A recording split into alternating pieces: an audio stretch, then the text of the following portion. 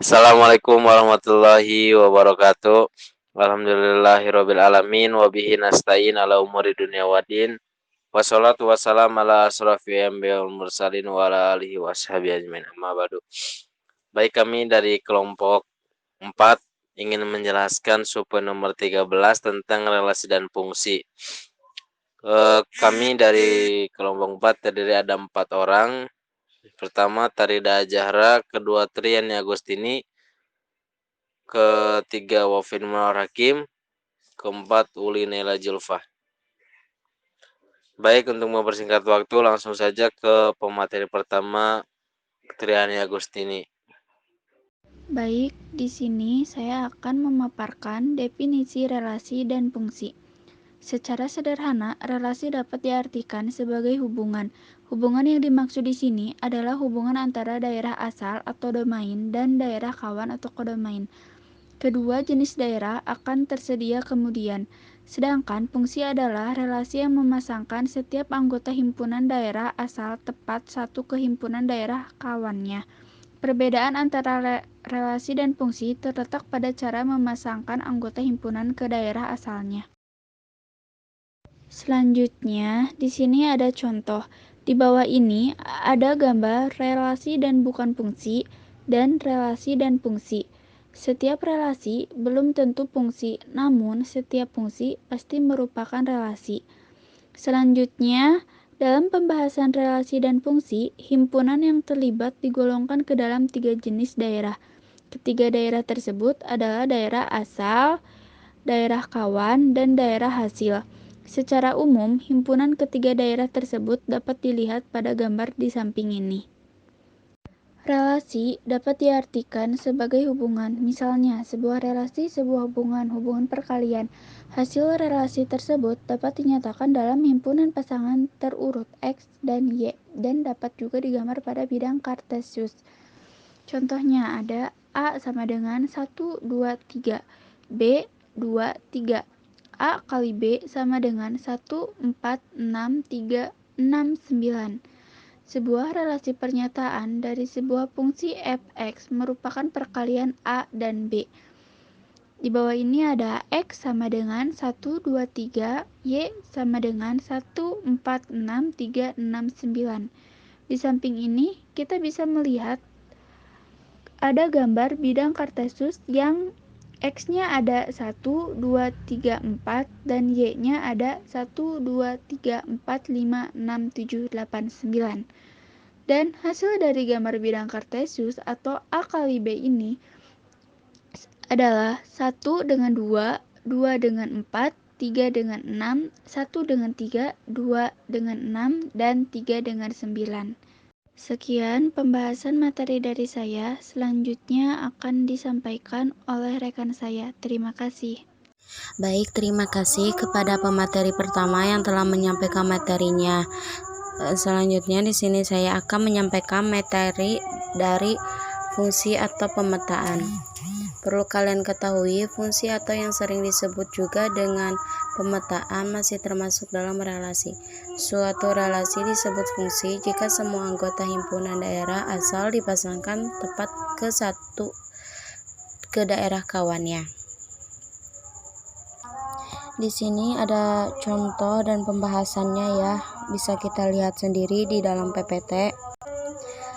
Kita sebut saja di sini himpunan A itu yang bersuku 1, 2, 3, 4 ya. Lalu himpunan B 5, 6, 7, 8, 9. Yang himpunan A juga bisa disebut dengan kalimat domain. Lalu yang himpunan B juga bisa disebut dengan kodomain. Nah, perlu kita lihat di sini Y sama dengan F dalam kurung X sama dengan X tambah 5. Lalu F dalam kurung 0 sama dengan 0 tambah 5 sama dengan 5. F dalam kurung 1 sama dengan 1 ditambah 5 sama dengan 6. F dalam kurung 2 sama dengan 2 tambah 5 sama dengan 7. F dalam kurung 3 sama dengan 3 tambah 5 sama dengan 8. F dalam kurung 4 sama dengan 4 tambah 5 sama dengan 9. Intinya mereka itu harus saling berpasangan dan tidak boleh ada yang selingkuh ataupun yang jomblo dalam si domain itu, dalam himpunan A itu. Selanjutnya saya akan membahas dari sifat-sifat fungsi. Fungsi dikelompokkan menjadi 3 jenis fungsi, yaitu fungsi injektif, surjektif, dan bijektif. Yang pertama, fungsi injektif. Fungsi pertama yang akan dibahas adalah fungsi injektif atau sering disebut dengan fungsi menjadi fungsi satu-satunya. Lalu yang kedua ada fungsi surjektif atau bisa disebut dengan fungsi onto. Fungsi surjektif atau ke atas memiliki ciri yaitu anggota kodomainnya boleh memiliki pasangan lebih dari satu. Namun tidak boleh ada anggota kodomain yang tidak dipasangkan. Fungsi surjektif ini biasanya memenuhi persyaratan anggota kodomain sama atau lebih sedikit dari anggota domain. Di sini ada contoh sifat fungsi surjektif. Yang pertama itu surjektif karena kodomainnya boleh memiliki pasangan lebih dari satu kan. Yang kedua juga surjektif karena semuanya memiliki pasangan. Lalu yang ketiga bukan surjektif. Kenapa ini bukan surjektif? Soalnya ini domainnya yang selingkuh, bukan kodomain. Balik lagi ke contoh yang A, itu kan kodomainnya yang selingkuh. Nah, itu boleh surjektif. Nah, tapi kalau misalnya domainnya yang selingkuh, itu nggak boleh. Nah, gitu ya. Yang ketiga, lalu ada fungsi bijektif atau bisa disebut dengan korespondensi satu-satu. Fungsi bijektif merupakan gabungan dari fungsi injektif dan surjektif.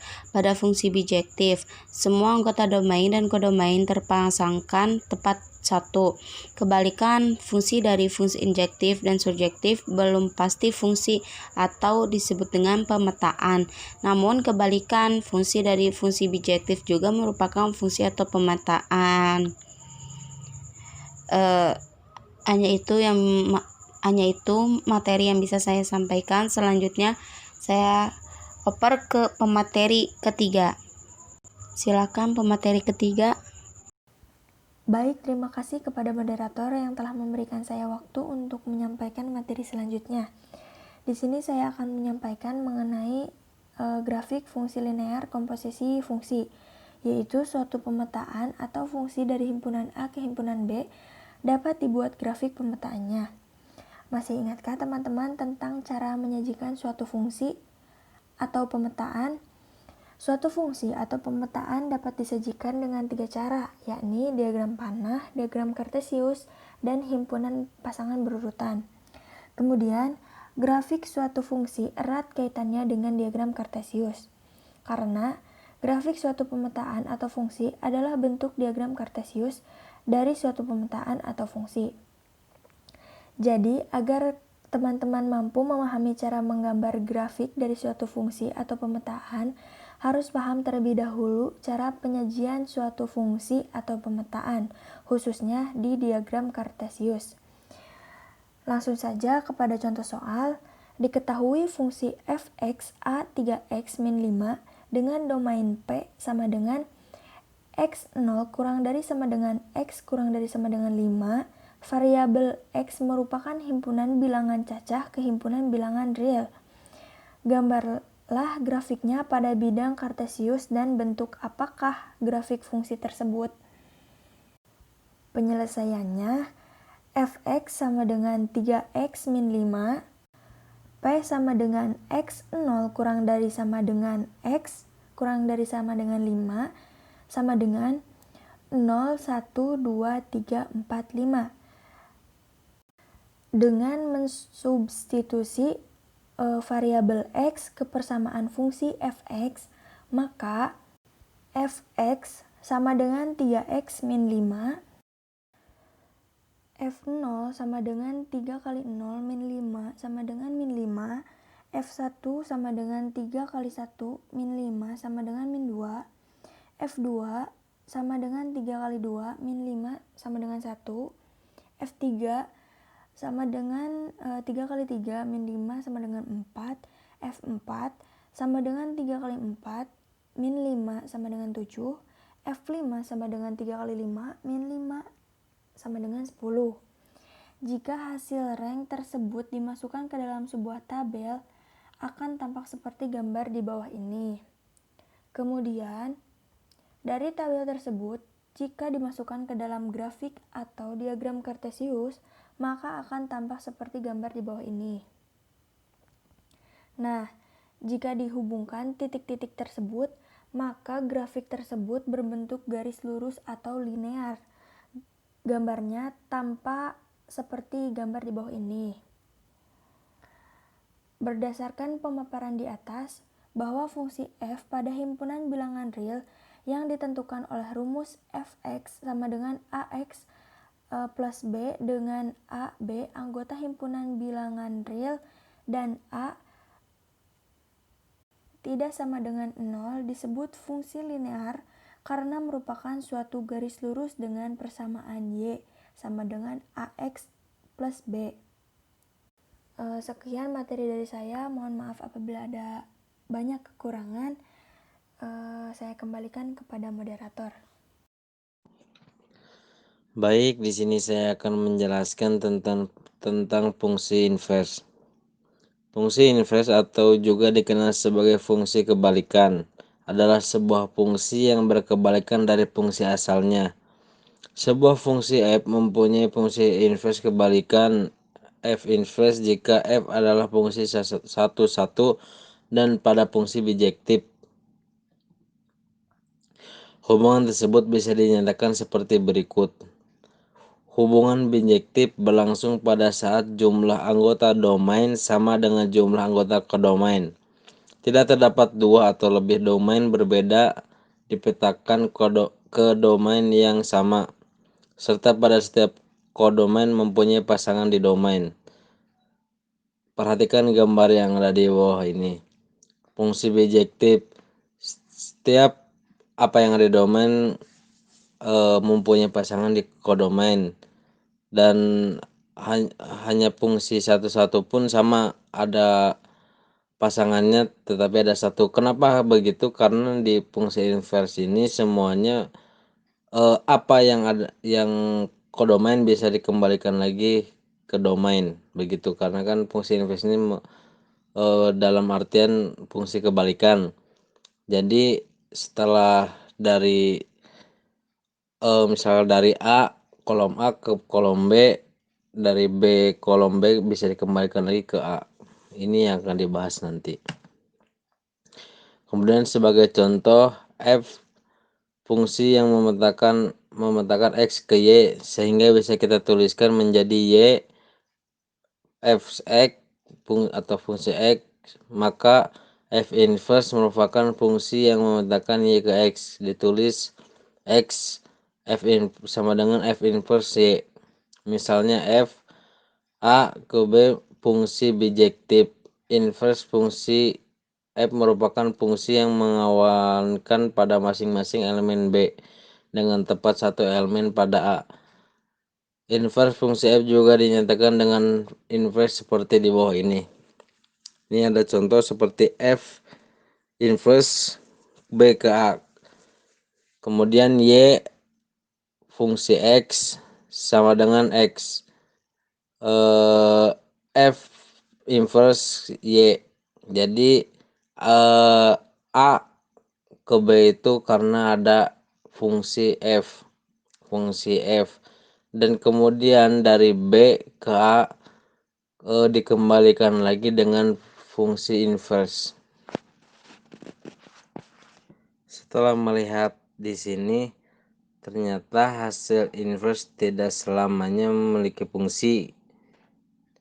Hasil inverse fungsi bijektif yang pasti ada fungsi. Kenapa begitu? Karena yang bijektif tadi di sebelumnya bijektif itu pasti mempunyai pasangan dan setiap himpunan A dan himpunan B itu sama jumlahnya. Apa yang ada di domain dan kodomain itu sama jumlahnya. Maka ketika itu pun pasti selalu ada fungsi jika hasil inverse fungsi bijektif. Baik, selanjutnya dalam fungsi inverse ada rumus khusus seperti berikut ini. Rumus khusus fungsi inverse ada fungsi asal dan fungsi inverse. Kita lihat di fungsi inverse f min 1 dalam kurung x itu sebagai lambang atau khasnya fungsi inverse seperti itu. Baik, alhamdulillah setelah kami memaparkan materi kami relasi dan fungsi, setelah ini ada 5 soal seperti biasanya dan mungkin bisa dijawab oleh teman-teman 5 orang dari kalian, dan kami dari kelompok 4 mengundurkan diri dengan kekurangan dan kelebihannya. Sekian dari kami, wassalamualaikum warahmatullahi wabarakatuh.